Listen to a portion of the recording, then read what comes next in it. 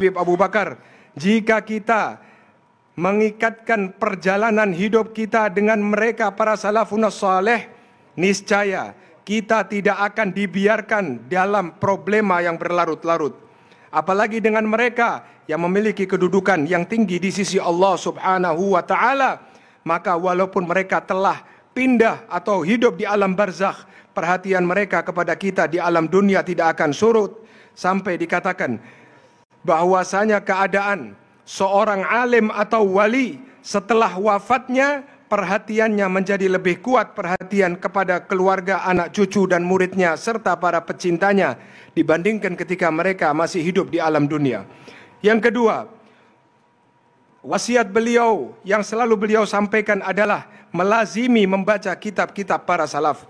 Karena dengan kitab-kitab itulah mereka para salaf berbicara kepada kita sebagai penerus.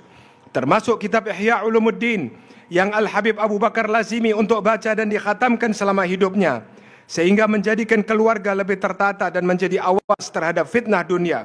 Ingatlah hadirin, bahan bacaan di zaman dunia saat ini sangatlah banyak dan dapat membuat bingung karena daya akses yang tidak terbatas.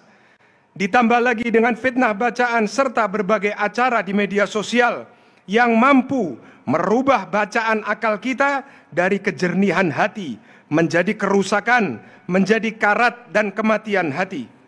Karena bacaan-bacaan itu, terutama yang saat ini di media sosial, adalah informasi tanpa filter ilmiah, dan menjadikan semua dapat berbicara.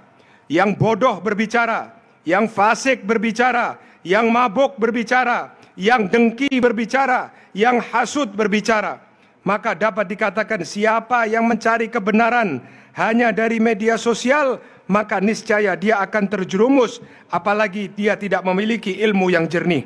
Dan inilah sumber fitnah yang menjadikan orang zaman sekarang yang tanpa memiliki ilmu dan kebersihan hati akan tenggelam dengan fitnah tersebut. Maka dengan melazimi kitab salafun saleh yang diajarkan oleh para guru kita, baik di pesantren maupun majelis khair, yang mana kitab tersebut telah menjadi penerang dari generasi ke generasi, sampai kitab tersebut menjadi solusi bagi ketenangan hidup.